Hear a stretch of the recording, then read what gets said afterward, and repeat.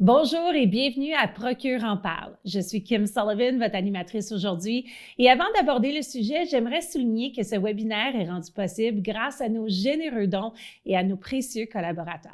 Les sujets abordés lors des webinaires sont basés sur les questions et les préoccupations des patients de notre ligne de soutien. J'aimerais vous rappeler que vous pouvez toujours vous abonner à notre chaîne YouTube afin de rester informé sur nos prochaines diffusions.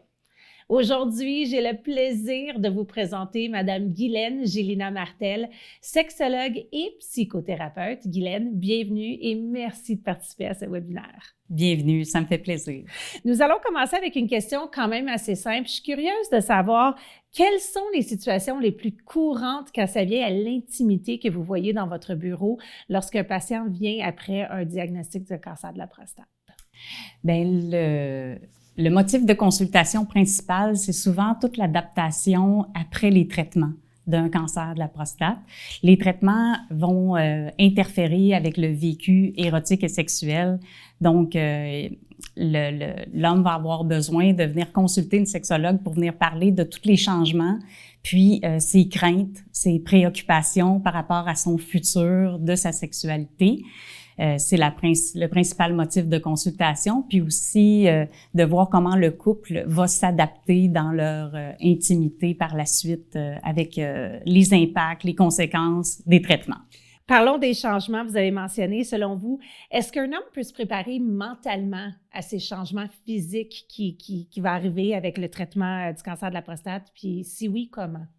Oui, je considère que c'est possible de se préparer mentalement en prenant de l'information, en allant chercher à l'avance qu'est-ce qui sera possible d'avoir comme support. C'est quoi la médication, par exemple, de s'informer sur qu'est-ce qu'il y aura comme traitement possible. Est-ce que ça sera la pompe érectile, l'injection intracaverneuse?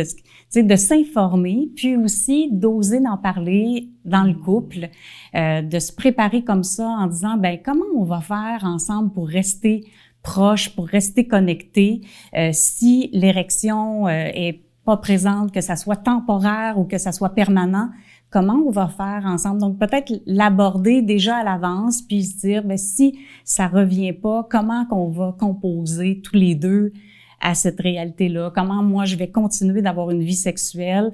Est-ce que ça sera possible? Puis d'en parler à l'avance, je pense que ça peut permettre de s'y préparer. Mais vous répondez un peu à ma prochaine question parce que j'allais demander si c'était important qu'on implique le conjoint dans ce changement-là, puis dans cette préparation au changement. Donc, vous dites déjà que la conversation avec le conjoint, c'est important, le ou la conjoint. Est-ce que cette personne-là vient aussi à la première consultation ou... Oui, je pense que c'est nécessaire. Dans ce qui arrive à une personne, toute épreuve, tout défi de la vie, puis le cancer, c'est une épreuve importante.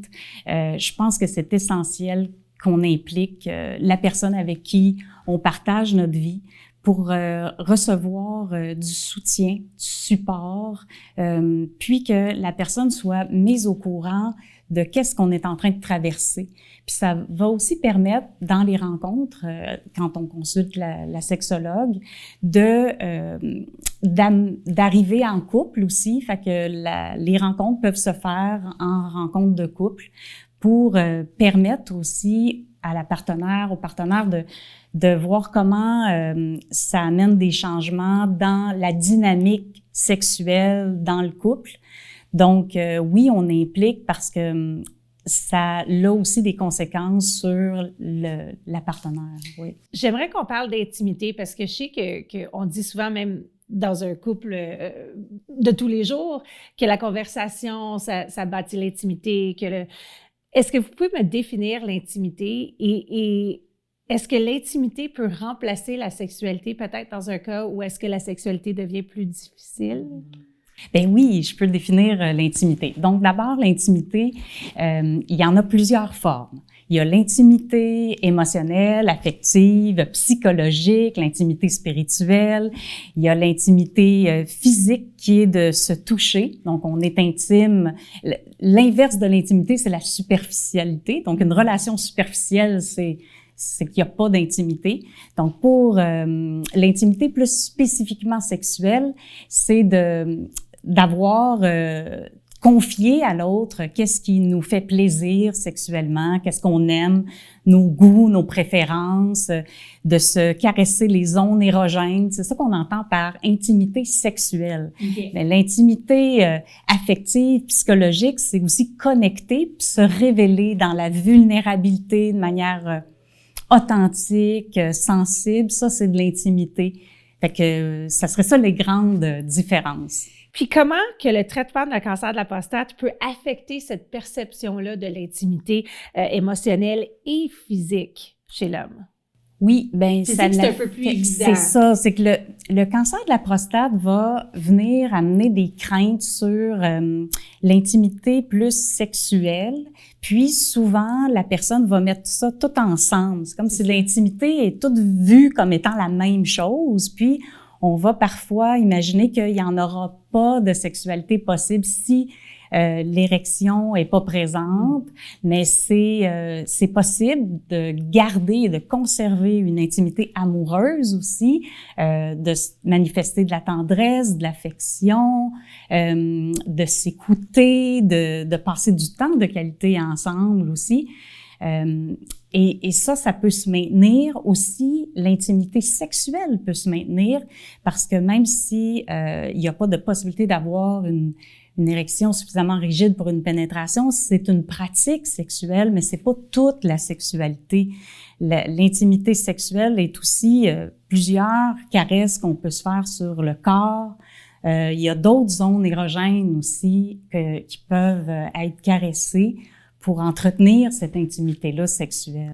Vous avez donné une belle différence entre l'intimité d'un couple, entre l'intimité sexuelle, mais est-ce qu'il est possible d'être intime vraiment sans être sexuel? Je sais que vous dites, oui, la conversation, mais conversation banale, mais... Je dirais que oui, c'est possible d'être dans un couple sans qu'il y ait de sexualité, parce qu'il y a des couples qui décident aussi que ils partageront plus de moments d'excitation sexuelle ensemble, puis ils sont capables d'avoir une intimité, une profondeur, d'être connectés, puis de vraiment sentir une complicité, de rire ensemble, d'avoir des projets dans leur vie de couple amoureuse. Donc, c'est quand même possible d'avoir un couple où il y a de l'intimité, mais ça veut pas dire que parce qu'il y a plus de contact sexuel, une certaine pratique, qu'il n'y a plus de sexualité. Ça, je pense que c'est important de le conscientiser, de s'ouvrir à ça pour avoir de l'ouverture à ce que ça se transforme aussi. Donc, l'intimité dans un couple, l'intimité sexuelle, très importante, mais l'intimité seule ne remplace pas la sexualité. Effectivement. La sexualité peut continuer d'exister. Je dirais qu'il y a une étape préalable, c'est vraiment de prendre le temps d'aborder comment c'est un deuil de ne plus vivre ce qui existait avant. Puis, faut pas le minimiser ou rapidement le banaliser puis dire « Ah, il peut encore y avoir autre chose » parce qu'en fait, c'est quand même une perte. Ça va changer le vécu, les points de repère au plaisir, à l'excitation, le fait de ne plus avoir d'érection. Puis s'il y a toute une angoisse de est-ce que ça va être temporaire, est-ce que ça va être permanent, puis c'est des enjeux que c'est important de reconnaître que ça va toucher puis ça va être ébranlant. Et un coup qu'on a pris le temps de reconnaître ce deuil-là, là, on peut s'ouvrir à comment c'est encore possible de vivre du désir, de ressentir de l'excitation, du plaisir sexuel. Même sans érection et sans éjaculation, c'est possible d'avoir un orgasme. De recevoir des touchers sur le pénis qui est flaccide, même s'il n'est pas rigide, on peut se caresser, recevoir des caresses, apprivoiser ces touchers-là, autant pour la partenaire que le partenaire de découvrir que ça peut faire plaisir de se faire toucher les zones érogènes. Donc ça, c'est une intimité sexuelle qui peut se continuer, de trouver les autres zones de plaisir au niveau du corps, comment utiliser aussi le ton de la voix, la chaleur de la voix, se parler avec chaleur, de contribuer à aller chercher de l'excitation autrement par d'autres pratiques sexuelles. Puis même s'il y a plus d'éjaculation, bien, on peut encore avoir du plaisir. Donc ça, c'est important d'avoir cette ouverture-là, de chercher quelque chose de différent, de nouveau, de s'ouvrir à, bien, je vais ressentir quelque chose de différent et je vais le codifier comme ayant de la valeur. J'aime beaucoup dire que c'est comme savourer tout, avoir de la présence, puis reconnaître la valeur de toutes les petites micro-sensations et les savourer vraiment. C'est nécessaire pour vivre quand même encore un épanouissement sexuel qui va être dans des pratiques sexuelles différentes. On peut encore faire plaisir à la partenaire sexuellement, la partenaire ou le partenaire, puis c'est possible de donner du plaisir et d'y prendre plaisir aussi émotionnellement, à caresser, à voir, à regarder le corps de l'autre, être dans la nudité, par exemple, prendre une douche ensemble, un bain dans la nudité, c'est de l'intimité sexuelle qui peut encore se continuer. C'est intéressant parce que vous avez utilisé les mots faut être conscient. Vous avez utilisé le mot transformer, adapter, qui est toutes des choses, reconstruire, maintenir, trouver du nouveau. Fait que c'est toutes des choses qu'une sexologue peut aider un couple à faire. Oui. Peut aider à devenir conscient, peut aider à trouver une façon à transformer, adapter, reconstruire. Exactement. C'est ce que la personne, le sexologue, va faire avec le couple et l'homme qui a le cancer de la prostate, et de voir qu'on sera entendu, reconnu aussi dans notre expérience particulière de ce qui est perdu, de ce qui goûtait si bon, puis qu'on le reconnaît. On va pas venir rapidement dire « Ah, c'est pas grave hein? », on va vraiment entendre puis comprendre, parce que c'est ce qu'un sexologue a, une écoute sensible sur la sexualité humaine, puis ce que ça fait ressentir aussi comme épreuve là, pour la personne. Et ensuite, on peut s'ouvrir à ce moment-là avec la personne à comment le couple peut continuer d'être proche sexuellement tout en s'adaptant. Donc, on dit que la sexualité n'est pas finie, mais il y a un effet secondaire qu'on connaît tous, qui est la perte de libido, qui est quand même un effet secondaire du traitement du cancer de la prostate important. Comment le couple peut-il s'adapter à cet effet secondaire-là? Puis, est-ce qu'il y a des trucs peut-être pour augmenter ce désir sexuel? Parce que c'est différent de la sexualité et de l'acte sexuel, le désir. Effectivement. Surtout, l'hormonothérapie va avoir un impact sur le désir, la libido en tant que telle, ou le désir. Juste la prostatectomie va pas nécessairement affecter le désir en général, mais des fois, ça l'affecte parce que la personne va faire de l'évitement aussi, parce qu'il y a une anxiété de performance qui s'installe, d'avoir peur de ne plus être un bon amant, de plus satisfaire la partenaire. Fait que toutes ces craintes-là fait qu'il peut avoir un évitement qui fait qu'il y aura une perte du désir.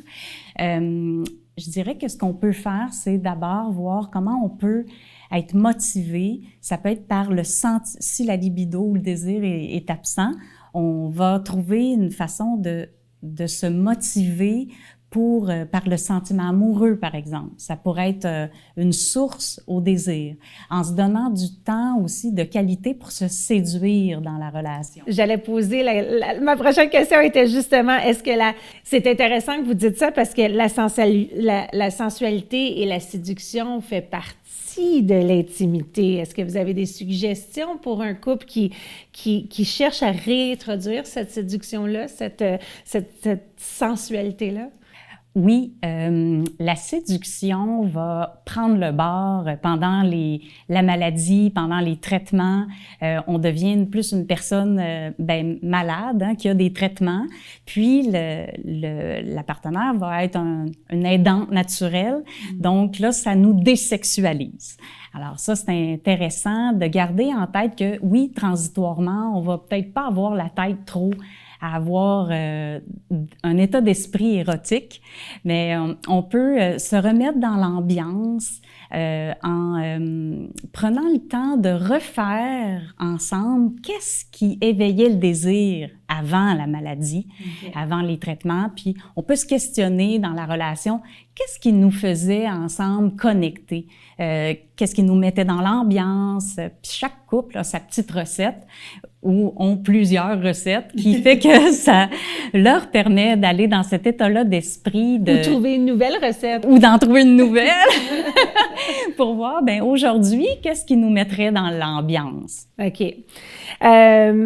J'aimerais qu'on parle un petit peu, par exemple, de la gestion d'attente, parce qu'on disait que, bon, tout le monde a les recettes avant, mais la recette d'avant va peut-être pas fonctionner après. Donc, si on parle de les gestions d'attente, l'importance de la communication, justement, si quelque chose fonctionnait avant, ne fonctionne plus maintenant, comment aborder cette perte de désir-là avec son partenaire, je sais que c'est ça qui marchait avant, mais ça marche plus pour moi maintenant, sans blesser l'autre personne ou peut-être sans diminuer le fait que c'est la maladie qui amène ça. Oui. Ou les conséquences du traitement. Bien, c'est intéressant d'y aller naturellement, puis avec l'intérêt, tu sais, de demander, est-ce que tu observes des changements? Tu sais, peut-être la personne qui est le conjoint, la conjointe va avoir avantage à voir d'avance, est-ce qu'il y a des choses qui te préoccupent? Est-ce qu'il y a des changements? Est-ce que tu observes? Tu sais, peut-être aussi d'être proactif sur c'est quoi les changements? Comment tu te sens qu'il n'y a plus d'éjaculation? Comment tu te sens avec le fait que ton désir, est-ce que tu observes que ça l'a changé? Est-ce que tu te sens nerveux? Tu sais, d'ouvrir, peut-être d'y aller de manière proactive, ça va favoriser que la personne se sente libre de le dire, puis de le comprendre, de pas aller trop vite aussi à trouver des solutions, de prendre le temps de faire comme on le constate toutes les deux. Puis, on peut en être ensemble, désolé de ce changement-là, puis ensuite voir comment on pourrait aider, qu'est-ce qui pourrait faire une différence. Puis la gestion des attentes, par exemple, il peut y avoir aussi dans les traitements l'hormonothérapie aussi, qui va aller amener des bouffées de chaleur. Tu sais, c'est moins propice aussi à être touché, tu sais, quand il y a une bouffée de chaleur. Fait que ça peut être de prendre le temps d'aller dans la douche, de changer un petit peu, puis de faire le deuil de la spontanéité aussi. On pourrait dire que dans les attentes, on a à accepter que il y avait peut-être une spontanéité avant, que ça se produisait, la relation sexuelle se produisait tout naturellement, sans même en avoir parlé. Il y a des couples que leur vie sexuelle a toujours bien été, ils n'ont pas eu à communiquer. Donc là, ça, ouais. On a à avoir une attente plus réaliste aussi que, oui, il y a une préparation, puis peut-être se le dire dans la journée, peut-être changer l'heure de la journée où le couple a une relation sexuelle, parce que s'ils font ça le soir alors qu'ils sont fatigués, il peut y avoir aussi l'incontinence urinaire aussi qui peut être une gêne.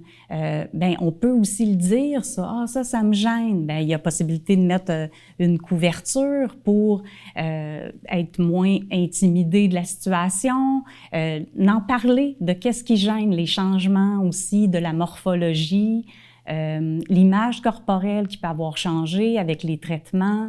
Fait que d'oser le vérifier, dire comment tu te sens par rapport à ça, puis de dire à quel point ça va au-delà de ça, tu sais, le désir, le sentiment amoureux, l'envie de faire l'amour va bien au-delà de l'apparence purement esthétique d'une personne. De s'en souvenir ensemble. Puis, en tant que partenaire, est-ce que vous pensez que c'est la place de ce partenaire-là d'aborder le sujet? Est-ce que vous attendez que le patient aborde le sujet? Parce que vous aviez dit, tu sais, c'est de parler, c'est correct que tu n'éjacules plus, mais est-ce que le dire comme ça, c'est insultant à la personne qui est en train de vivre ce changement-là? Bien, je pense que ça pourrait être pertinent, puis de le dire, tu sais, que la personne dise, moi, je l'accepte, tu sais, je suis ouverte à ce qu'on vive autre chose, je le comprends. Ça peut être aussi d'aller chercher de l'information, de la documentation, puis dire, ben ça, c'est su, là, on s'en attend, puis je suis ouverte à ce qu'on le vive différemment ensemble, notre vie sexuelle. Je pense que de prendre les devants, ça peut être très rassurant.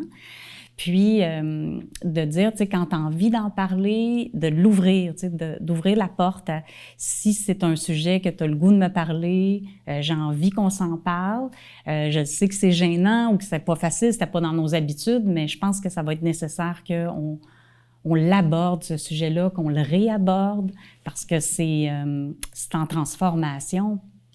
Donc, c'est un peu la réalité du conjoint que c'est eux qui devraient peut-être l'aborder un peu, qui devraient aider cette communication-là. Ça peut se faire des deux côtés, tout dépendamment de la personnalité. Tu sais, quelqu'un de très introverti, donc si l'homme n'a pas l'habitude de parler beaucoup de ses émotions, peut-être que ça pourrait être aidant que la conjoint aille favoriser que l'autre personne se dévoile sur son vécu, ce qui le stresse dans la sexualité, ce qui lui fait de la peine, parce que, tu sais, on est en train de parler aussi de toute l'impuissance, et ça peut toucher l'orgueil.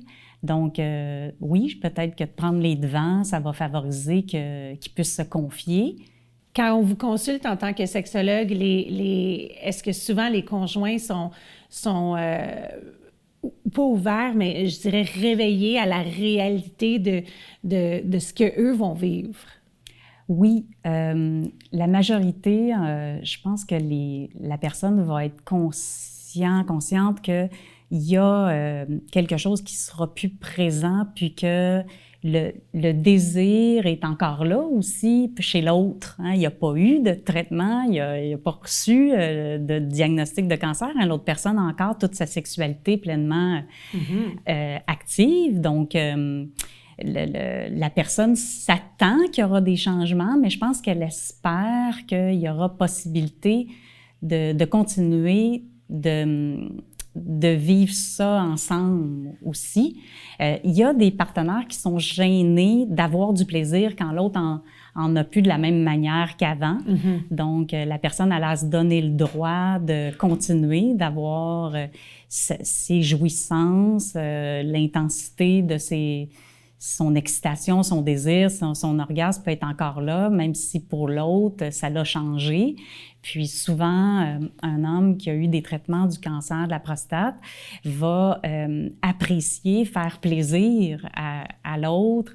Et il y a un plaisir aussi émotionnel, physique, à voir quelqu'un, d'avoir du plaisir dans sa sexualité aussi. Est-ce qu'il y a des sujets que vous conseillez de peut-être ne pas aborder? Je dirais que tout dépendamment de l'aisance des personnes, mais je pense que tout peut s'aborder quand on a de l'empathie, de l'écoute sincère, une envie vraiment de s'intéresser, puis qu'il n'y a pas de jugement. Ça favorise que tous les sujets soient abordables avec délicatesse. À chaque fois qu'on parle de sexualité, c'est important de mettre des gants blancs d'une certaine façon, parce que c'est quand même un sujet délicat, constamment dans notre vie. Puis, dans nos étapes de la vie, on va tous aussi avoir des changements un jour ou l'autre. Hein. Ne serait-ce que le vieillissement en tant que tel va nous amener à vivre des changements. Donc, c'est important d'en parler avec respect, avec compréhension, parce que c'est quand même un sujet qui nous rend vulnérables, notre sexualité. Si un couple était capable de mettre ces gants blancs-là ou juste ne savent pas comment communiquer entre eux quand ça vient à la sexualité, comment qu'une sexologue peut aider? Bien, le fait de consulter la sexologue, ça va aider parce qu'on est dans un endroit où est-ce que la sexologue, le sexologue a de l'intérêt pour ce thème-là, tu sais, tout ce qui concerne la sexualité, c'est pour ça qu'il est allé dans ce métier-là. Donc, il va avoir toute la place de non-jugement, d'empathie, d'écoute respectueuse de l'un, de l'autre. Puis c'est la place pour apprendre à nommer nos besoins, nos attentes maintenant, de nommer nos émotions, puis de se sentir qu'on est en sécurité de le dire. Je suis sûre qu'il y a plusieurs patients qui en apprennent beaucoup de leur partenaire, des fois, devant vous. Et on parle beaucoup du couple, mais en réalité, il y a des gens célibataires qui vivent le cancer de la prostate et qui retournent après dans le monde du dating, comme on dirait. À quel moment qu'on annonce ces difficultés-là, ce changement sexuel-là, comment que eux peuvent vivre à travers ça ou vous avoir comme aide à travers cette situation-là? Oui, consulter une sexologue peut permettre d'échanger sur comment la personne peut devenir plus habile à se révéler sur ce sujet-là, qui va être délicat à aborder. Je dirais qu'au départ, quand une personne célibataire voit une nouvelle personne, il y a une fréquentation, mais il faut vérifier s'il y a un intérêt. Est-ce que cette relation-là a un futur avant de tout révéler notre vulnérabilité, là, de confier nos épreuves de la vie, peu importe lesquelles. Il faut se rappeler que les gens rencontrent pas non plus des pages blanches, là, que chaque personne a ses défis, puis c'est humain d'avoir traversé des difficultés. Donc, il y aura un moment donné où ça va être propice. Qu'est-ce qui s'est passé dans ta vie d'important? Est-ce que tu as vécu des choses qui t'ont ébranlé? Puis le fait de se confier ça ouvre la porte ensuite à vérifier le non-jugement de l'autre personne. Est-ce que je me sens en sécurité d'ouvrir? Puis là, on peut partager que il y a un cancer qui est arrivé dans notre vie, dans notre parcours de vie, puis qu'on compose avec des impacts, des traitements. Puis il faut savoir qu'il y a aussi des hommes de tout âge qui ont à composer avec des difficultés sexuelles aussi. Et c'est pas uniquement lorsqu'on a eu un cancer qu'on va avoir ce type de réalité-là, aussi physique, hein, d'avoir des difficultés avec l'érection, par exemple, qu'on va avoir, des fois, ça peut être l'andropause, il peut y avoir des changements hormonaux, même sans avoir eu le cancer.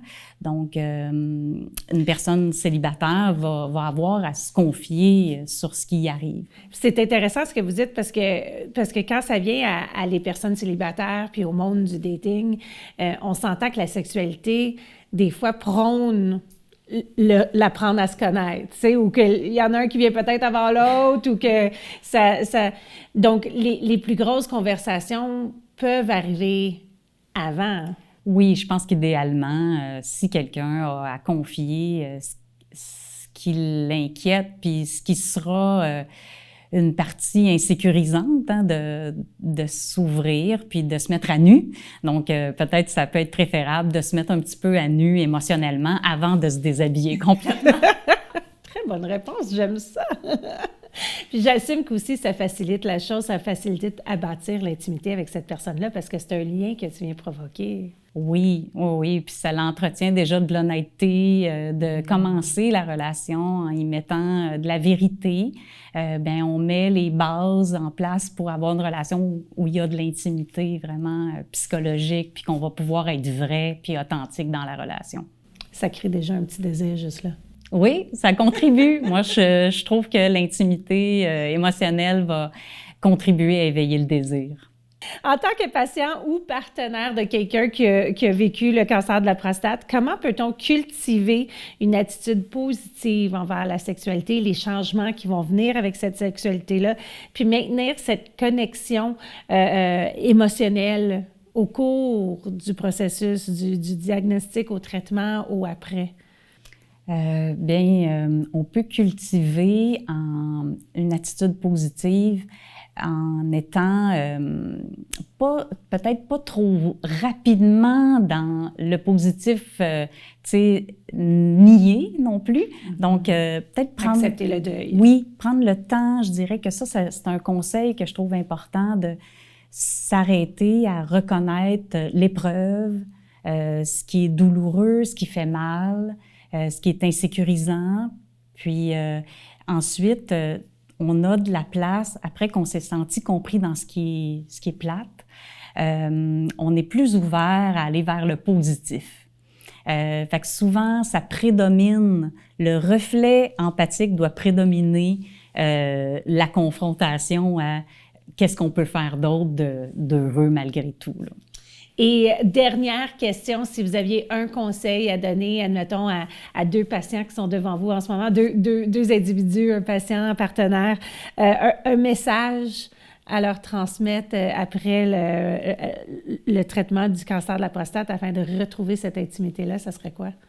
Je dirais que c'est important de se souvenir qu'il y a de l'espoir, puis qu'on est un être sexué et érotique. Même s'il y a des pertes de certaines capacités, on peut encore être un être sexué, érotique, on est encore capable de séduire, d'avoir du charme. D'aimer la sexualité. D'aimer la sexualité. C'est encore, tout ça est possible. Fait que ça serait ça mon conseil. J'aime beaucoup. Merci. Merci tellement d'avoir été parmi nous aujourd'hui. J'ai vraiment beaucoup aimé notre conversation. Et pour tous ceux qui ont assisté, merci d'avoir été des nôtres. Nous espérons que ce webinaire vous a été instructif. Pour toute question ou préoccupation en lien avec le cancer de la prostate, veuillez contacter notre ligne de support gratuite et confidentielle disponible 7 jours sur 7. L'équipe dévouée de professionnels de la santé de Procure est là pour répondre à vos questions.